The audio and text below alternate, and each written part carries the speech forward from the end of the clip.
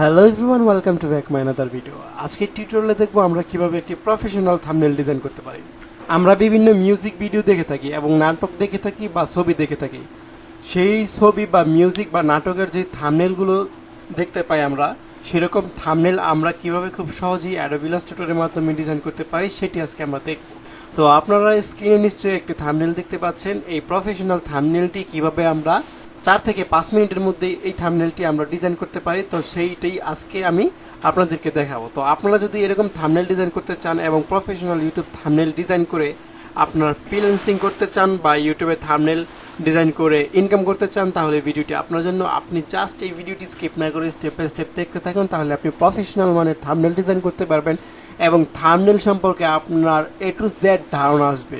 তো এরকম thumbnail design করার জন্য প্রথমে আপনাকে জানতে হবে যে ইউটিউব থাম্বনেল সাইজটা কি। ইউটিউব থাম্বনেল সাইজ জানার জন্য আপনি চলে যাবেন গুগলে। আমি দেখাচ্ছি, আপনি যদি নতুন হয়ে থাকেন তাহলে আপনার জন্য ইজি হবে। গুগলে গিয়ে আপনি সার্চ করবেন যে YouTube thumbnail size. YouTube thumbnail size লিখে আপনি সার্চ করবেন। তো সার্চ করার সাথে সাথে আপনি এখানে দেখতে পাবেন যে ইউটিউব থাম্বনেল যেই সাইজটা আছে সেখানে এখানে এই যে শো করছে। ওকে, 1280 পিক্সেল, 720 পিক্সেল, অর্থাৎ উইথ হচ্ছে 1280 আর হাইট হচ্ছে 720 পিক্সেল। ওকে, আমরা এখানে যদি ইমেজে ক্লিক করি তাহলে এখানে আপনি সাইজ সম্পর্কে আরও একটু ধারণা নিতে পারবেন। তো এখানে আমি যে সাইজটা দেওয়া আছে 1280 ইন্টু 720 পিক্সেল। তো আমরা চলে যাবো ইলাস্ট্রেটরে যাওয়ার পর আমরা ফাইল মেনুতে ক্লিক করবো। ফাইলেতে ক্লিক করে নিউতে ক্লিক করবো। নিউতে ক্লিক করার পর আমাদের এরকম একটি পপ আপ মেনু আসবে। এখান থেকে আমরা এই 1280 আর 720 পিক্সেল আমরা এখানে এখানে বসিয়ে দেবো। ভ্যালু 1280 আমার পূর্বে ডিজাইন করেছিলাম, সেজন্য এখানে সাইজটা এখানে রয়েছে। দেন এখান থেকে আমরা পিক্সেলে ক্লিক করে দেবো। পিক্সেলে ক্লিক করে দেওয়ার পর আর্টবোর্ড নিব একটা, যেহেতু আমরা একটি আর্টবোর্ডে ডিজাইন করবো। দেন এখান থেকে কোনো ব্লিডের প্রয়োজন নেই, কারণ এটা আমরা প্রিন্ট আউট করবো না। কোনো ব্লিডের প্রয়োজন নেই। RGB সিলেক্ট করা থাকবে, হাই রেজলিউশন থাকবে।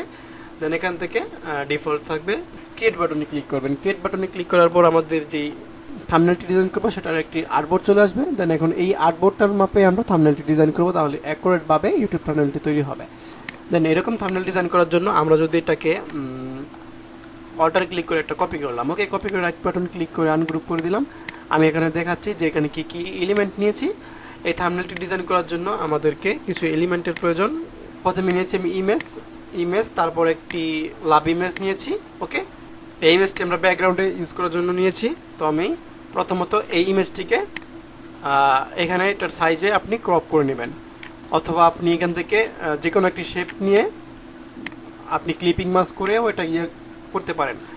যদি আপনার ইমেজটি বড় হয়ে থাকে তাহলে এখান থেকে আপনি শেপ নেবেন। শেপ নিয়ে যে এইভাবে এই আর্টবোর্ডের মাপে শেপ নেবেন। ওকে, এখানে একটি শেপ ড্র করার পর এই শেপটির কালারটা আমি চেঞ্জ করে দিচ্ছি। ওকে, আপনি ইমেজটি নিয়ে আসবেন। নিয়ে আসার পর এই যে এই শেপে এই দুইটাকে সিলেক্ট করে রাইট বাটন ক্লিক করে ক্লিপিং মাস্ক করে দেবেন, তাহলে এটা এই আর্টবোর্ডের সমান হয়ে যাবে, শেপের সমান। ওকে, কন্ট্রোল জেড দিয়ে আমি বেক করলাম। তো আমার এই শেপটি আর্টবোর্ডের সমান, তো আমি এতটুকুই রেখে দিয়ে বসিয়ে দিলাম। কোনো ক্লিপিং মাস্ক করার আমার প্রয়োজন নেই। ওকে, তো এখন আমি এটার উপর একটি শেপ ড্র করব।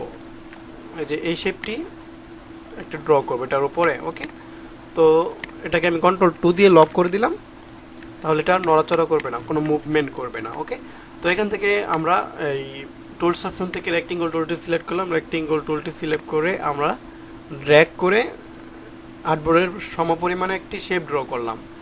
এখানে ফিলটি নান করা, সেজন্য কোনো কালার আমাদের সামনে শো করেনি। আমরা ফিলে ক্লিক করে এখান থেকে কালারটা চেঞ্জ করে দিলেই কালারটি চলে আসবে। ওকে, যে কোনো একটি কালার আমরা পিক করে দিলাম।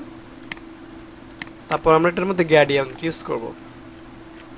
তো এখানে আমি যেই গ্রেডিয়েন্ট ইউজ করছি সেটি হচ্ছে, এটা এখানে ক্লিক করলাম, আমরা গ্রেডিয়েন্ট টুলে ক্লিক করব।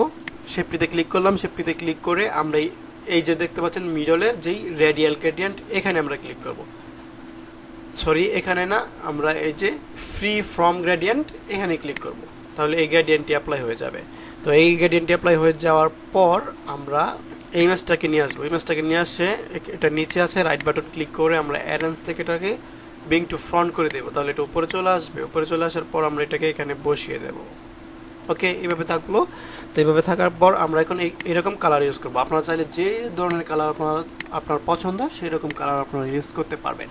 তো আমি এটাকে বসিয়ে দিলাম এখানে। বসিয়ে দেওয়ার পর এরকম কালার যদি ইউজ করতে চাই তাহলে এটাকে আমরা ক্লিক করব। ক্লিক করে মডিফাই করার জন্য আমরা টুলস অপশন থেকে গ্রেডিয়েন্ট টুলে ক্লিক করব। গ্রেডিয়েন্ট টুলে ক্লিক করার সাথে সাথে আমাদের এই পয়েন্টগুলো শো করবে। পয়েন্টগুলো শো করার পর আমরা যে এখানে ডাবল ক্লিক করব। পয়েন্টে ডাবল ক্লিক করব। পয়েন্টে ডাবল ক্লিক করার পর আমরা যে কালার ইউজ করতে চাই আমরা সেই কালার ইউজ করতে পারবো। এখান থেকে আমরা এই যে পিঙ্ক কালারটি সিলেক্ট করে দিলাম। দেন আমরা যদি এই শেপে ডাবল ক্লিক করি সেখানে একটি পয়েন্ট চলে আসবে, দেখতে পাচ্ছেন। দেন ডাবল ক্লিক করলেই পয়েন্ট চলে আসবে। ওকে, দেন এখানে আবার ডাবল ক্লিক করে আমরা এই কালার ক্লিক করে কালারগুলো ইউজ করতে পারবো। এখানে আমি সবুজ টাইপের একটি কালার ইউজ করে দিলাম। ওকে, যে এখানে দেন এখানে আবার ডাবল ক্লিক করলাম। ডাবল ক্লিক করে এই আকাশি কালারটি ইউজ করে দিলাম। ওকে, এভাবে আপনারা যে টাইপের কালার ইচ্ছা আপনারা ইউজ করতে পারেন।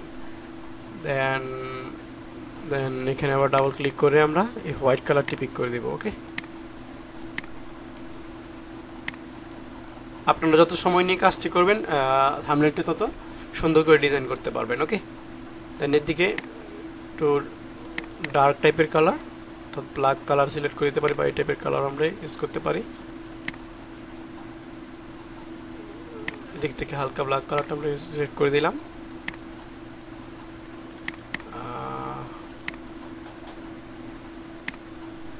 ওকে, দেন এখানে আবার ডাবল ক্লিক করলাম। ডাবল ক্লিক করে ব্ল্যাক কালারটি ইউজ করে দিই।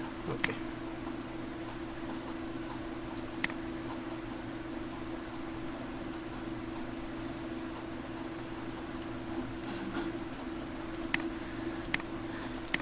ইমেজটাকে আমরা একটু নিচে নিয়ে আসি। নিচে নিয়ে এসে ভালোভাবে অ্যালাইন করে বসিয়ে দেব। ওকে,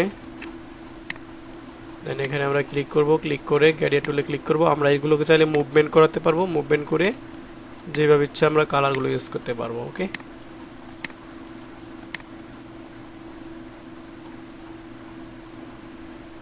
এটাতে ক্লিক করে যদি আমরা ডিলিট বাটনে ক্লিক করি তাহলে ডিলিট করতে পারবো। আমরা এই গোল অপশনগুলো ডিলিট করতে পারবো।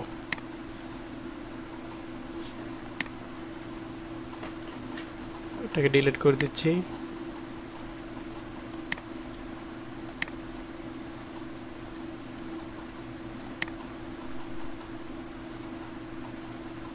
ওকে, আপনারা আপনাদের মতো মডিফাই করে কালারটি নিয়ে নেবেন। এই টোটালটাকে সিলেক্ট করে আমরা কন্ট্রোল জি দিয়ে গ্রুপ করলাম, কন্ট্রোল টু দিয়ে লক করে দিলাম যেন এই ইমেজগুলো আর শেপগুলো মুভমেন্ট না করে। ওকে, তারপর আমরা হচ্ছে এখান থেকে আমরা এই টেক্সট ইউজ করব। তো টেক্সটগুলো আমি এখান থেকে নিয়ে আসলাম, শর্টকাটে দেখাচ্ছি। রাইট ক্লিক করে অ্যারেঞ্জ থেকে ব্রিং টু ফ্রন্ট এখানে বসিয়ে দেব।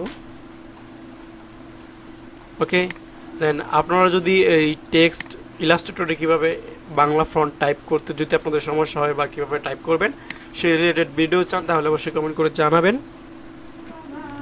তারপর আমরা এখান থেকে এই টেক্সটগুলো নিয়ে আসলাম। ওকে, নিয়ে সেখানে বসিয়ে দিলাম। রাইট বাটন ক্লিক করে অ্যারেঞ্জ থেকে ব্রিং টু ফন্ট করে উপরে নিয়ে আসলাম আমরা। ওকে, বসিয়ে দেব।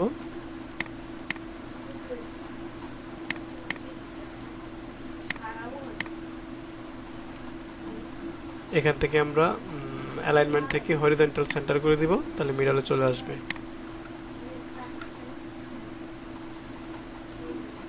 ওকে, দেন এটাকে আমরা